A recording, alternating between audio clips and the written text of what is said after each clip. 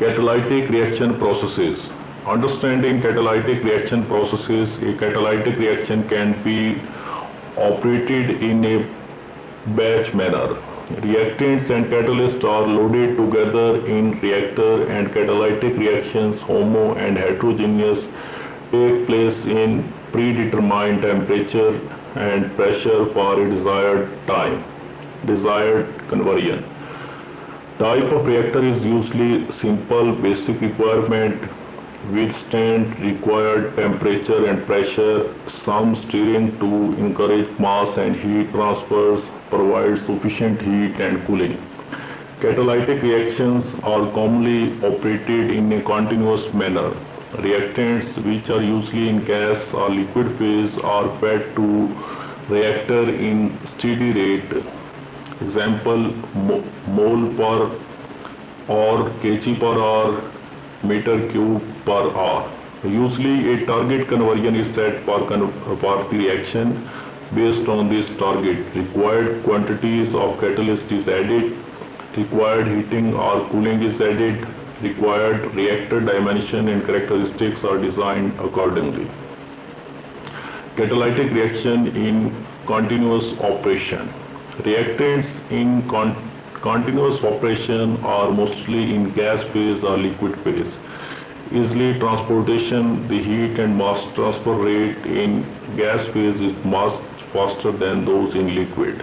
Catalysts are preloaded when using a solid catalyst are fed together with reactants when catalyst and reactants are in the same phase and pre-mixed.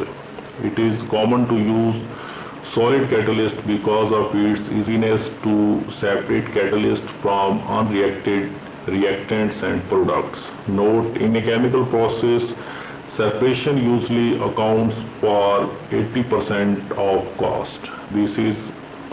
That is why engineers always try to put a liquid catalyst onto a solid carrier. With preloaded solid catalyst, there is no need to transport catalyst, which is then more economic and less attrition of solid catalyst.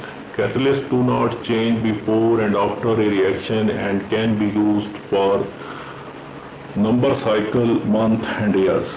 In some cases, catalyst has to be transported because of need of regeneration. In most cases, catalytic reactions are carried out with catalyst in a fixed bed reactor, fluidized bed in case of regeneration being needed, with the reactant being gaseous or liquid. Catalytic reaction processes. General requirements for a good catalyst. Activity: being able to promote the rate of desired reaction. Selective: being to promote only the rate of desired reaction and also being retard the desired reactions. Note, the selectivity is sometimes considered to be more important than the activity and sometimes it is more difficult to achieve. Example, selective oxidation of NO2 in the presence of SO2. Stability: a good catalyst should resist to deactivation caused by the presence of impurities in feed. Example, lead in petrol poisons, TWC, the thermal deterioration, volatility and hydrolysis of active components, attrition due to mechanical movement or pressure shock. A solid catalyst should have reasonable large surface area needed for reaction active sites. This is usually achieved by making the solid into a porous structures. Examples: heterogeneous catalytic reaction process.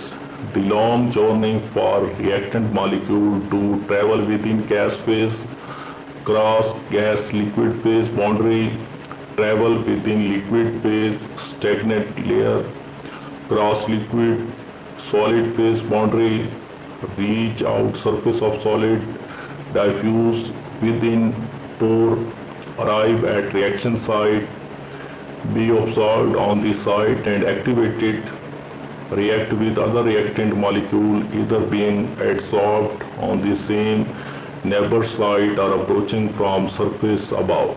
Product molecule must follow the same track in the reverse directions to return to gas phase. Heat transfer